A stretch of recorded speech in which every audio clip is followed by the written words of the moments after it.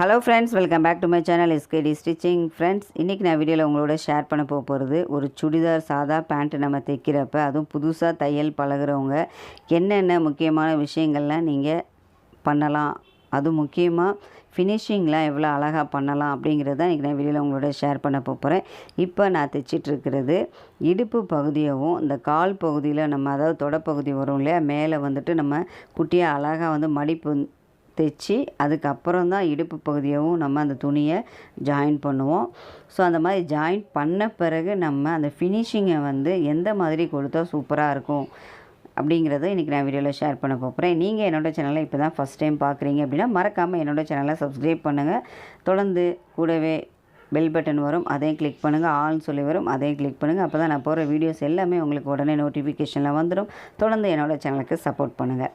Okay friends, இப்போ நான் அழகாக வந்துட்டு அந்த இடுப்பு பகுதியில் இருக்கிற அந்த கிளாத்தை வந்து குட்டியாக மடித்து தைச்சிட்ருக்கேன். இப்போ பார்த்தாலே உங்களுக்கு தெரியும் ஃபினிஷிங் ரொம்ப நீட்டாக இருக்கும். ஸோ இது வந்து புதுசாக தைச்சி பழகிறவங்களுக்கு ரொம்பவே நீங்கள் இந்த மெத்தடை ஃபாலோ பண்ண ஆரம்பிச்சிட்டிங்க அப்படின்னா அவ்வளோ அழகாக இருக்கும் உங்கள் பேண்ட்டு தைக்கிறது. ஏன்னா பொதுவாக வந்துட்டு நமக்கு தானே அப்படின்னு சொல்லி நம்ம தைக்கிறப்ப அந்த இடுப்பு பகுதியில் இருக்கிற பட்டி துணியவும் அந்த கால் பகுதியிலேருந்து அந்த மடிப்பு வச்சுருப்போம் இல்லையா, அந்த 2 துணியுமே நம்ம ஜாயின் பண்ணிவிட்டு ஒரு 2 அல்லது 3 தையல் நம்ம போட்டுட்டு அப்படியே வந்து விட்டுருவோம். ஏன்னா என்கிட்ட வந்துட்டு தைக்க கொடுக்குறவங்க அந்த பேண்ட்லாம் நான் பார்க்குறேன். அதனால தான் இப்போ நான் அதை உங்களோட ஷேர் பண்ணுறேன். சில பேர்கிட்ட வந்துட்டு ஓவர்லாக் மிஷின் இருக்கும். ஸோ ஓவர்லாக் மிஷின் இருக்கிறவங்க கரெக்டாக வந்துட்டு அந்த இடுப்பு பகுதியில் அதுக்கப்புறம் எங்கெல்லாம் வந்து துணி வந்து ஜாயின் பண்ணியிருக்காங்களோ அங்கே ஃபுல்லாகவே ஓவர்லாக் வந்து கொடுத்துருவாங்க. ஓவர்லாக் மிஷின் இல்லாதவங்க என்ன பண்ணலாம் அப்படிங்கிறத இப்போ நான் உங்களோட வீடியோவில் ஷேர் பண்ணுறேன். அதுவும் புதுசாக தைக்கிறவங்க இந்த மெத்தடை தயவுசெய்து ஃபாலோ பண்ணி ஆரம்பத்திலே பழகிட்டீங்க அப்படின்னா உங்கள் ஸ்டிச்சிங் அவ்வளோ சூப்பராக இருக்கும்.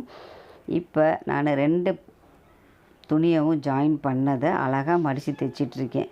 அதை பாருங்கள் எவ்வளோ ஃபினிஷிங் நீட்டாக இருக்குது அப்படின்ட்டு. முக்கியமாக இந்த மாதிரி தைக்கிறப்ப ரொம்ப பொறுமையாக தைங்க. அவசரம் இல்லை, வேகமாக நம்ம தைக்கணுங்கிற எதுவும் இல்லை. ஏன்னா நான் வந்து ஆரம்பத்தில் வந்து தைக்கிறப்பையும் ஒரு மிஸ்டேக் நான் வந்து பண்ணியிருக்கேன். அதே மாதிரி இந்த மாதிரி சில நேரங்களையும் எனக்கு வந்து மிஸ்டேக் வரும். அது என்ன மிஸ்டேக் அப்படிங்கிறதையும் நான் காட்டுறேன். வேகமாக நம்ம தைப்போம் இல்லையா, தைக்கிறப்ப வந்துட்டு அடியில் உள்ள துணி வந்து பார்த்திங்களா லைட்டாக வந்து நம்மளுக்கு அந்த ஸ்டிச் பண்ணுற இடத்துல மடங்கி வந்து உள்ளே அந்த ஸ்டிச்சிங்கில் வந்து விழுந்துடும். அப்போ நம்மளுக்கு தைச்சிலாம் முடித்த பிறகு பார்த்தா அந்த ஒரு பகுதி மட்டும் இழுத்து தைச்ச மாதிரி இருக்கும். அதுக்கப்புறம் நம்ம தைச்சி முடித்த பிறகு அதுக்கப்புறம் ஐயோ நம்ம இவ்வளோ தைச்சிட்டோமே அப்படின்னு சொல்லிட்டு பிரிக்க வேண்டியது இருக்கும். ஸோ அந்த மாதிரிலாம் நம்ம வந்துட்டு வராத அளவுக்கு என்ன பண்ணணும் அப்படின்னா, ரொம்ப மெதுவாகவே 2 துணியை நம்ம ஜாயின் பண்ணுறோம் அப்படின்னா அதை ரொம்ப மெதுவாகவே நீங்கள் ஜாயின் பண்ணுங்கள். ஏன்னா புதுசாக பழகிறவங்களுக்கு ஃபஸ்ட்டு வந்துட்டு நேராக தையல் வரணும். அதுக்கப்புறம் வந்துட்டு நீங்கள் ஸ்டார்டிங் தையல் வந்து நீங்கள் அழுத்தமாக நீங்கள் வந்து மிஷினில் வந்து நம்ம கொடுக்கணும். அதுக்கப்புறம் ஸ்ட்ரெயிட்டாக ஒரு தையலுக்கு மேலே இன்னொரு தையலை கரெக்டாக போடுற மாதிரி அழுத்தமாக தையல் போடுற மாதிரியும் தைச்சி பழகணும். அந்த மாதிரி நீங்கள் தைச்சி பழகிறப்ப அடியில் இருக்கிற துணியவும் நீங்கள் சேர்த்து வந்து தைக்கக்கூடிய வாய்ப்பு வந்துடும். இப்போ பாருங்கள், நானுமே அதே மிஸ்டேக் தான் வந்து பண்ணிட்டேன். இந்த மாதிரி சின்ன சின்ன மிஸ்டேக் வந்து நம்மளுக்கு சில நேரங்களில் வரதான் செய்யும். ஆனாலும் அதை நீங்கள் ஸ்டார்டிங்லேயே அதை நீங்கள் பார்த்துட்டீங்க அப்படின்னா அதை நம்ம உடனே தையலை பிரிச்சுட்டு அதுக்கப்புறம் கண்டினியூ பண்ணுறதுக்கு ரொம்ப ஈஸியாக இருக்கும். நீங்கள் இந்த மாதிரி நூல் பிரிக்கிற அந்த ஊசியை வந்து எப்பயுமே பக்கத்தில் வச்சுக்கோங்க. நம்மளுக்கு நூல் பிரிக்கிறதுக்கு ரொம்ப ஈஸியாகவே இருக்கும். இப்போ நான் துணியை வந்து லைட்டாக வந்து கொஞ்சோண்டு எனக்கு என்னடா அது ஸ்டிச்சிங் லைட்டாக கோணலாக போகுதே அப்படின்னு சொல்லிட்டு நான் பார்த்தேன். அந்த தையல் வந்து எனக்கு எக்ஸ்ட்ரா துணியோடு வந்து அடியில் வந்து போக ஆரம்பிச்சிருச்சு. இப்போ நான் பார்த்துட்டு அதை சரி பண்ணிவிட்டேன்.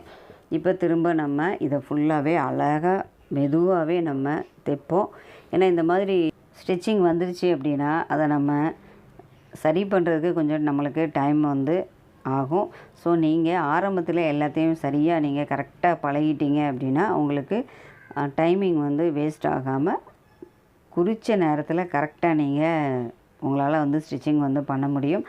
ஓகே, இப்போ வந்துட்டு நான் ஓரளவுக்கு எல்லாத்தையும் வந்து தைச்சி முடிக்க போகிறேன். 2 ஜாயிண்ட்டையுமே நம்ம தைக்கிறப்ப ரொம்ப பொறுமையாக தைங்க.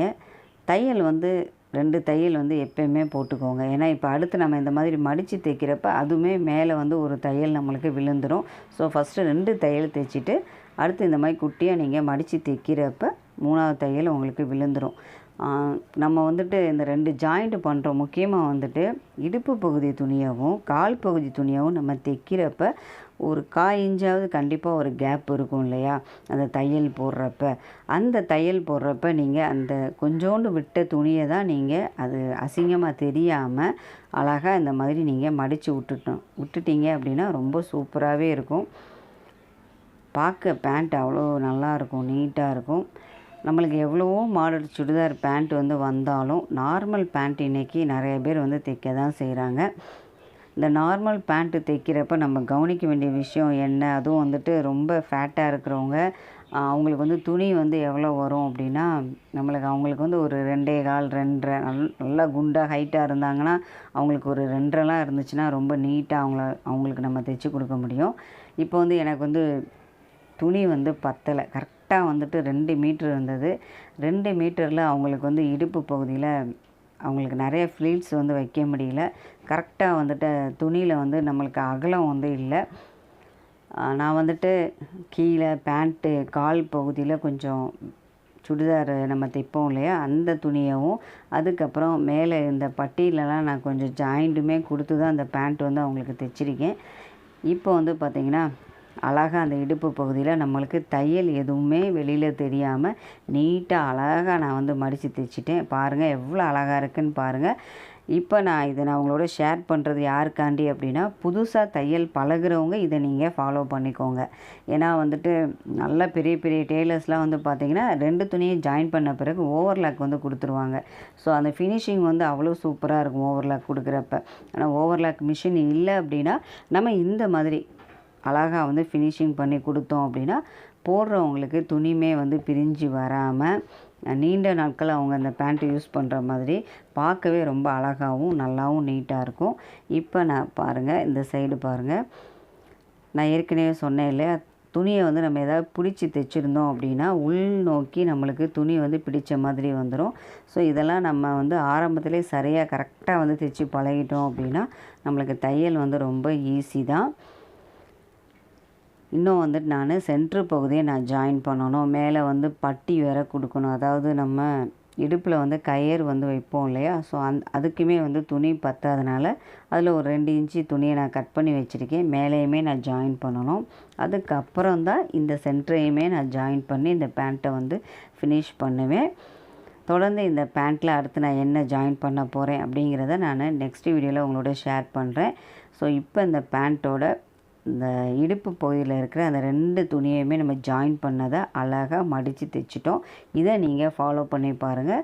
தைக்கிறவங்களுக்கு ரொம்ப ஈஸியாகவும் இருக்கும், நீட்டாகவும் இருக்கும் பார்க்குறதுக்கு அந்த சுடிதார் பேண்ட்டு. ஓகே ஃப்ரெண்ட்ஸ், இப்போ நான் மேலே பட்டி தைக்க போகிறேன்.